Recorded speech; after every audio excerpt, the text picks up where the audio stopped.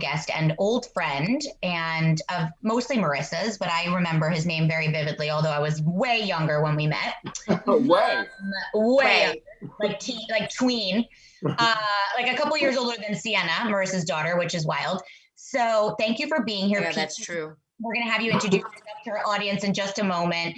Thank you to our audience for being here today. I know it's a gorgeous day here on the East Coast, so if you're listening from an AirPod or you're taking a walk, which I thankfully was able to do earlier today, but I'm obviously indoors now. I was going to take this outside, and then I was afraid that my connection would be too funky. So wanted to welcome everyone. We are here for a What's the Word episode today. We're going to talk about the word payoff for a couple of reasons. And we're going to have our guest, Pete, introduce himself in just a minute. But Marissa wanted to make sure you had a chance to say hello to the audience, talk about a little bit why you decided to have Pete on today. We're so excited to have him here for many, many reasons. So go ahead, Marissa. So hi, everybody. Welcome back. It's a beautiful day. I'm feeling all of the feels. I think I'm not alone in saying that the New York area is fighting back and wants to feel very alive with this dose of sunshine. I am excited and honored and privileged to have a friend on today's show. I have known Pete for 20 plus years. He and I went to college together in another beloved web. We are both proud graduates of the University of Richmond, and we are known as the Spiders. That was our mascot. And there's a lot of play on words as Richmond students to be part of web. So it's not ironic or lost on me that web has been a very big, or that word has been a very big part of my professional journey. And part of our Dreamcatchers culture, because the truth is who you collect and who you capture and who you touch in your life ends up being part of your personal and professional web and or journey. So I actually saw that Peter, and I don't want to say too much, but I saw he was working on something incredibly remarkable. And I have to say, I'm really proud, and this is to any of my spiders that are listening, a lot of our friends did really amazing things with their lives. Like a lot. And I said, I'm like, I'm going to start turning this magnifying glass on people I used to know from other chapters of life, because it's really, really fun to unpack stories, especially from a vantage point from this side, because there's several that I remember of Pete from the other side that, he and I have discussed several times in the last couple of weeks, and we're not going to share them today, especially the ones that he knows about me. So because all our stories are pre-social media, and luckily they're safe there. Yeah. Anyway, so I reconnected with him after seeing something he was doing, and I was really proud. And he, in typical spider way, I reached out and he responded, I don't know, 30 seconds, maybe 2 minutes, because that was the kind of bonds that we all had at that school. And anyway, Pete, introduce yourself. Well, when the super cool, popular, pretty girl sends you a message, it's just like college. You respond right away, or maybe you try not to. I still have that gene. You still have the flattery too. Yeah, Jamie and Marissa, thank you so much for just for having me today, for giving me this opportunity. It really was great, Marissa, to hear from you when this thing called the Payoff, the word today that we're talking about. For me, it is about, one of the things that I think brought me back on your radar was the podcast I'm doing, and it's called The Payoff with Pete. And that pretty much is why I'm here today. It's sort of a crossover between, I like what Jamie said before, like your personal and professional. You do a little personal and you do a little professional. For me, the personal is professional, really, because my personal life was kind of out of whack, big time. So, my story is, and the thing about the Payoff is, I got sober about 9.5 years ago, and I've been on a journey ever since. And it's been pretty awesome. And it's been hard, like anybody else's life, but I have gotten to a point where I'm actually like pretty comfortable in my own skin. I'm actually pretty confident. I have some things going. I still have the same type of insecurities and fears I had when I was younger, when I first met you, but I used to calm a lot of those fears with like drinking and you know, and other stuff. And the payoff is getting to the other side and not needing any of that stuff to live like a real full life, because, you know, I'm an alcoholic. That's why I got sober. And when you have that alcoholic mentality, a lot of times you think, I need something to be something better or to enjoy this. And to get sober and to work a program, I've learned that that's not true. So, I mean, that's the crux of this whole thing. And I'm just, you know, I'm stoked to be here. Well, to that point, you know, the Dreamcatchers is about career, right? It is about the journey that people are on professionally, how they touch others, how they inspire others, how they make impact in their life. That's what we do. That's what we shine light on. That's what we're all about. We've also spent a lot of times, Jamie and I, professionally over the course of the better half of the last 2 decades, talking about how career is actually very much intertwined with mental wellness. And what you would or would not have known is the first episode that we kicked off this year was for 2021 was about mental wellness and suicide prevention with a guest who was phenomenal, Yeah. our friend Susan. And, you know, I just truly believe that we are living in a time where it's enough is enough. And it is important for other people to be able to relate to senior executives that are magnetic and charismatic and important and making strides, and also have healed pieces of their brokenness. And some pieces are still broken, and that's okay. And I think that when you and I were graduating, and yes, Jamie has said that we are a couple years older than her, but in truth, the generation between, which it was a tiny bit, but between Jamie and you and I, there was a little bit more ability to be your authentic self. You and I were at that tail end where being your authentic self in a professional capacity was not always okay. And I would guess that played into some of your qualms and the illness that you battled. But what I love about your story is, I mean, it's trifold. You succeeded anyway, which is testament. I mean, you were succeeding and holding an incredible career, even while battling your addiction. And then not only that, you've landed on your feet and now are using your voice to help others, which frankly, it echoes everything that we stand for, because our mantra, one of the gazillion that Jamie and I spiel out on a regular basis, is to lead with light. So, you know, and that's what I said to you before when I talked to you briefly, like, you're leading with light, you're leading with courage, you're getting out there. I mean, you're a news anchor, right? Like, you're a public figure, and you're like, by the way, this is me. And I think that is what everyone in all walks of life needs to see, hear, and feel on a regular basis. So I commend you. I'm a little late in the game, but I commend you for your bravery. I agree. Thanks for the compliment.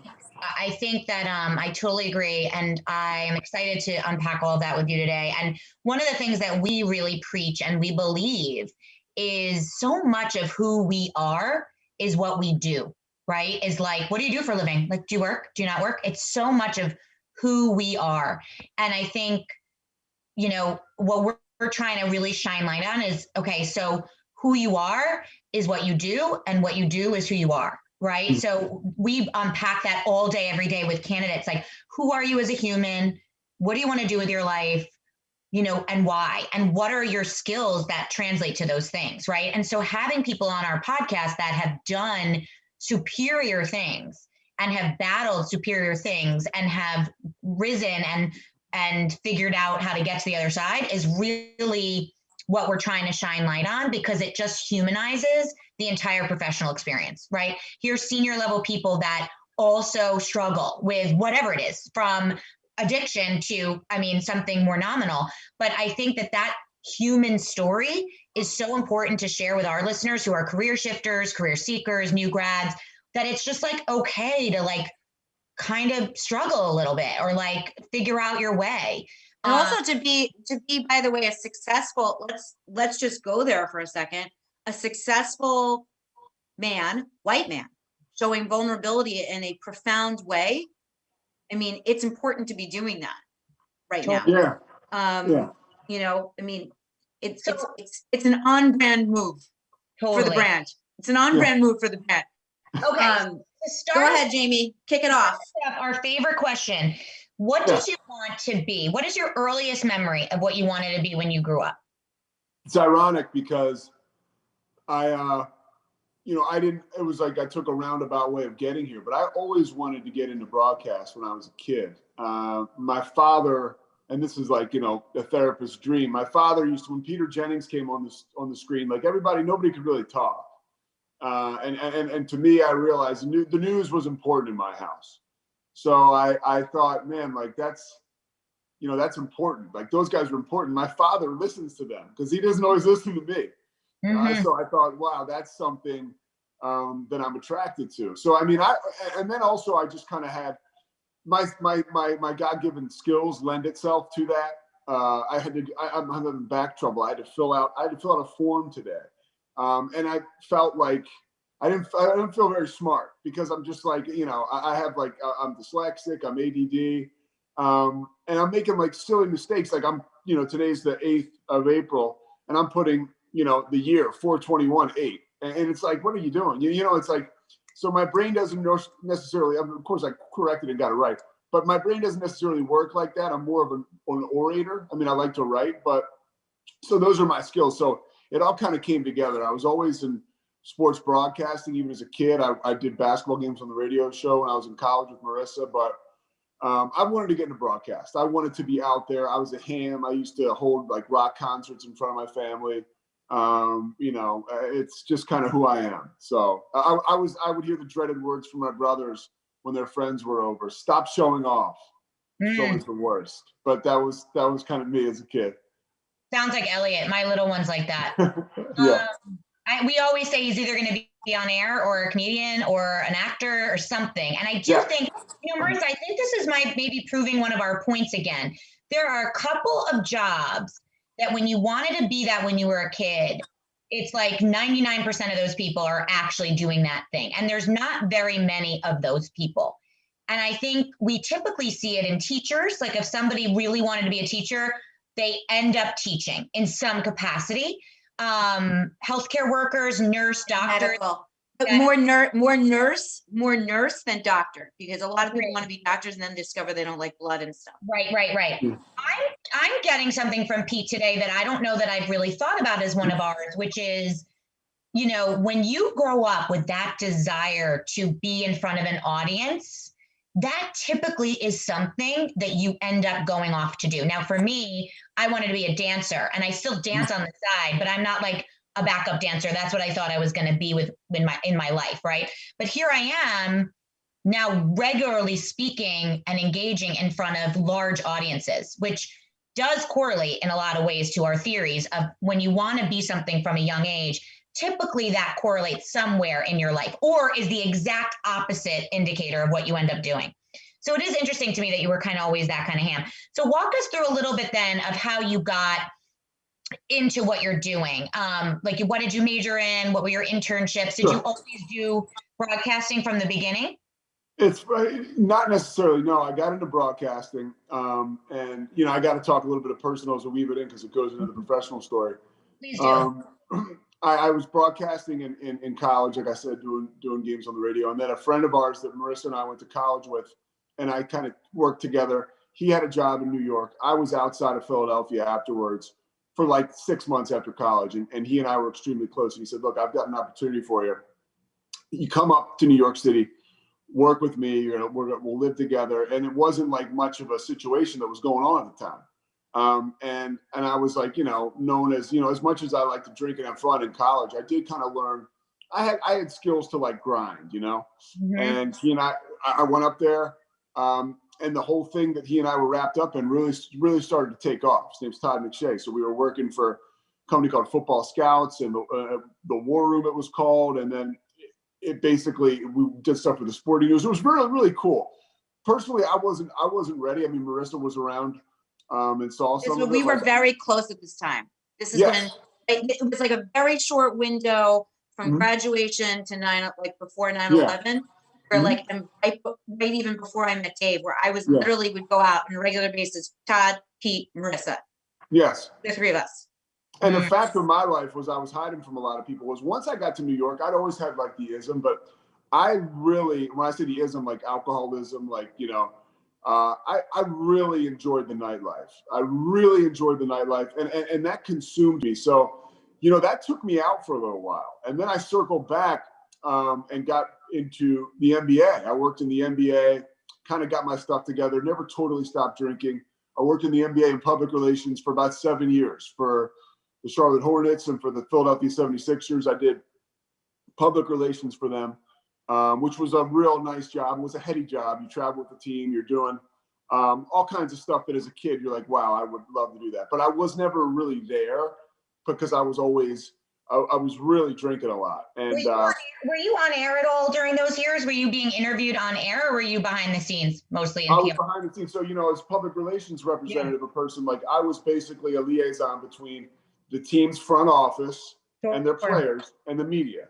And for me, it was a good fit because, I went to college to be an athlete. I had a heart problem and I couldn't play, but I was kept on scholarship and kept within the program at Richmond. So I kind of knew, I was an athlete. I mean, supposedly, but I know a lot of athletes. I know how to work with them. So it was a good fit. But again, I was never at my full potential, and I really flamed out. And I was being interviewed at some points because right before I really flamed out, I was back in Charlotte working for the Hornets on air.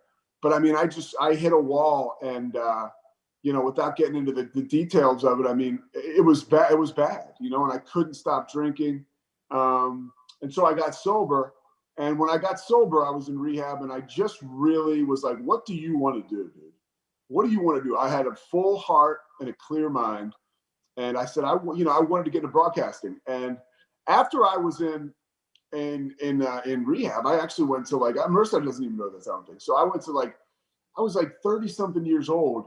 I went to this really posh rehab called Karen outside of Philadelphia. Maybe it's towards Warnersville. It's where Taylor Swift grew up, like that area. Hey, Taylor. Huh? Just saying hey to Taylor real quick. Yeah. Hey, Taylor. Yeah, hopefully she's fine. Hey, Taylor. So, and if I go too long with this stuff, just give me tell me to wrap up. Not at all. I'm hanging on your every word. So I go to rehab, and I'm getting done there, and they say, hey, you should probably go somewhere else. You don't have really anything going on. And I'm like, what's somewhere else? Basically, they're like, you need to go to a halfway house. And I go to this halfway house, and I was really into sobriety. And the whole thing was around the 12 steps. And it was really working for me. My life started to change. I started to become fulfilled. But meanwhile, I'm a 32-year-old dude or a 33-year-old dude, and I'm living in a house with 8 to 10 other guys.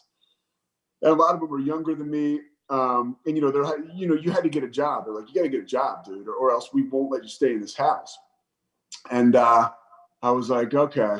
And the people had jobs at McDonald's and Starbucks and I just worked in the NBA. I'm like, I'm not getting these jobs.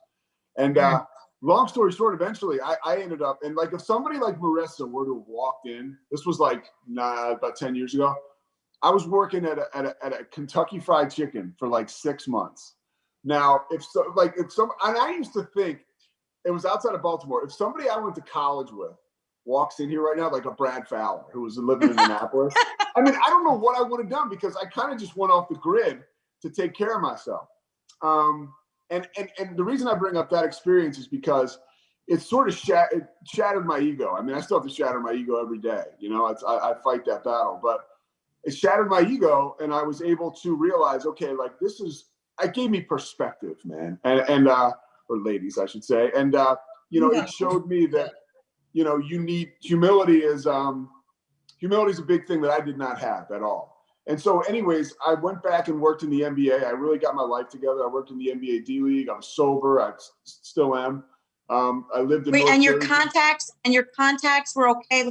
After that's a great point. And by the way, how did you obviously your friends and colleagues knew that you were ill?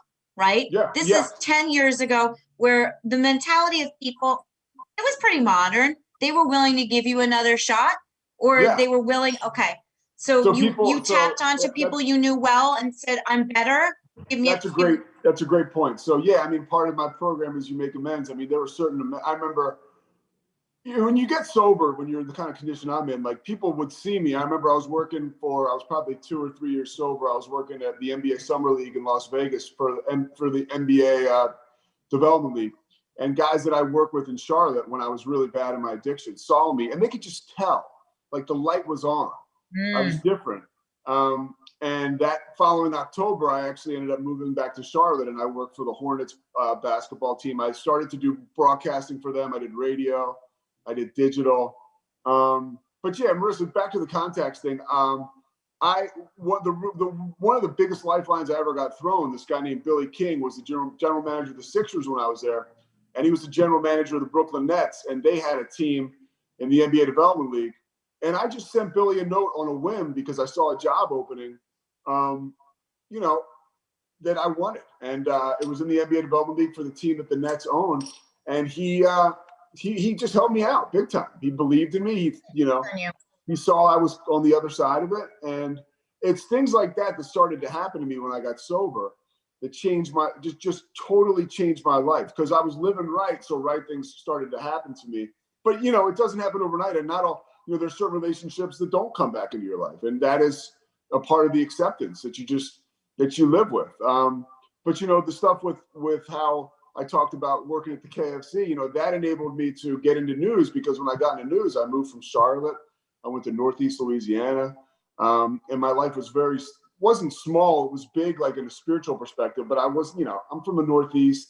You know, I lived in New York. I lived in Philly. I lived in Charlotte. So it was a change. But you learn humility through kind of I had that gift of desperation before I got sober, and it just changed my whole perspective. You know, you've said some really interesting things already, like mantras that are like nuggets that I'm like hanging on to. Like I was living right, so right things started to happen to me. I think that is, you know, yes, yours is an extreme example because of what you've gone through. But I think that's so much of what we talk about so much, like all the time, which is so much what we talk about so much. But it's really, I'm like a loss for words.